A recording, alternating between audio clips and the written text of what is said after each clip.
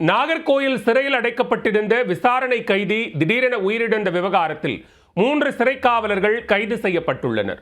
உடற்கூராய்வு அறிக்கையில் 19 இடங்களில் காயங்கள் இருப்பதாக தகவல் வெளியாகி இருக்கும் நிலையில் சக கைதிகள் 8 பேர் மீது வழக்கு பாய்ந்துள்ளது. திடுக்கிடும் பின்னணி என்ன?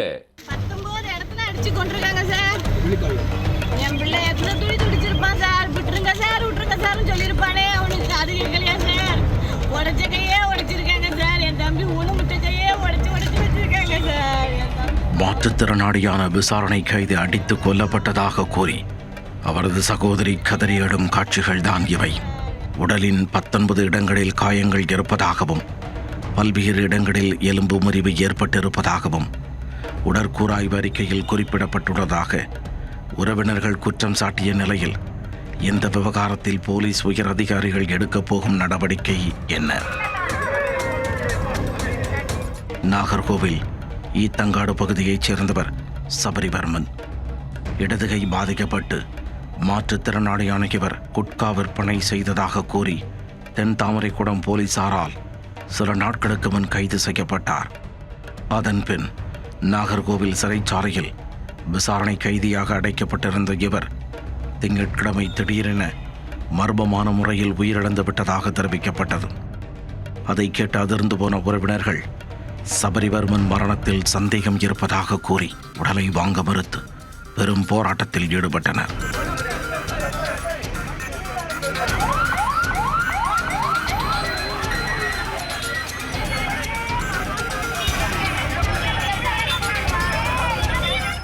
இதையடுத்து நாகர்கோவில் குற்றவியல் நீதிமன்ற நீதிபதி சத்தியமூர்த்தி முன்னிலையில் மருத்துவ குழுவினர் அவரது உடலை உடற்கூராய்வு செய்தனர்.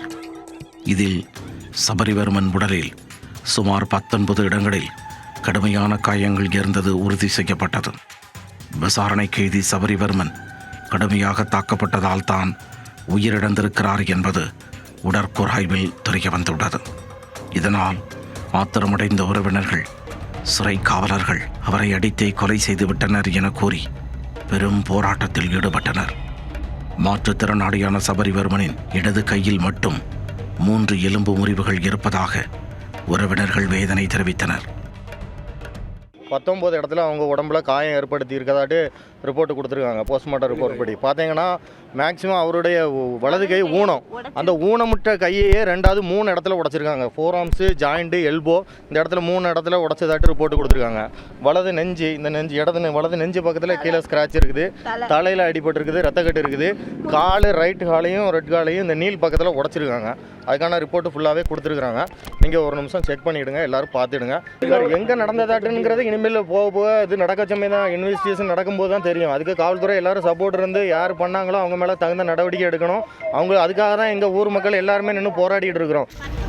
சம்பந்தப்பட்ட காவலர்களை கைது செய்யும் வரை உடலை வாங்க மாட்டோம் என ஆவேசத்துடன் உறவினர்கள் தெரிவித்தனர். இன்னைக்கு போஸ்ட்மார்ட்டம் பண்ணி ஒரு காப்பி தந்துருக்காங்க. இன்னும் ஒரிஜினல் காப்பி 2 வாரம் கழிச்சு தான் தருவாங்களாம். இப்போதைக்கு நான் என் தம்பி உடம்ப வாங்க மாட்டேன். என் தம்பியை கொண்ட கொலைகாரங்களை அரெஸ்ட் பண்ணி எல்லா மீடியாலையும் அவனை போட்டதுக்கு அப்புறம் தான் என் தம்பி உடம்ப வாங்குவேன். அது வரைக்கும் நான் வாங்க மாட்டேன். என் தம்பிக்கு நீதி கிடைக்கணும். அவங்க அத்தனை பேரையும் அரெஸ்ட் பண்ணி காணிக்கணும். என் தம்பி பிள்ளைய பாருங்க சார். இந்த பிள்ளைக்கு வாழ்வாதாரம் வேணும். என் தம்பி பொண்டாட்டிக்கு ஒரு வேலை வேணும், அரசு வேலை வேணும். இதனிடையே போராட்டத்தில் ஈடுபட்ட உறவினர்களுக்கும் பேச்சுவார்த்தையில் ஈடுபட்ட போலீசாருக்கும் இடையே திடீரென தள்ளுமுள்ளு ஏற்பட்டது. இதனால் அப்பகுதியில் சிறிது நேரம் பதற்றம் ஏற்பட்டது.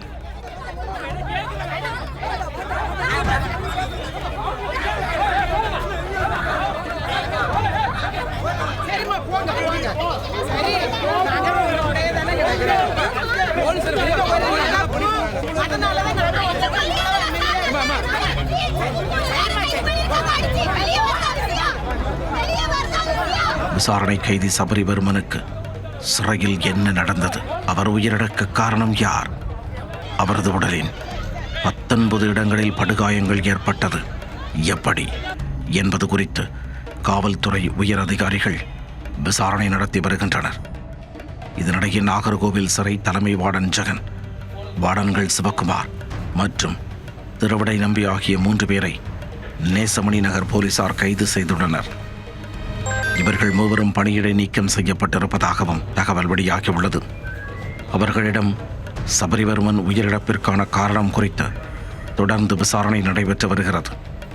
தூத்துக்குடி மாவட்டம் சாத்தான்குளத்தில் கடந்த 2020ஆம் ஆண்டு வணிகர்கள் ஜெயராஜ் பென்னிக்ஸ் அடித்து கொல்லப்பட்ட சம்பவம் தமிழகத்தையே உலுக்கியது. இந்த சூழ்நிலையில் விசாரணை கைதி ஒருவர் சிறை காவலர்களால் உயிரிழந்த சம்பவம் பெரும் பரபரப்பை ஏற்படுத்தியிருக்கிறது.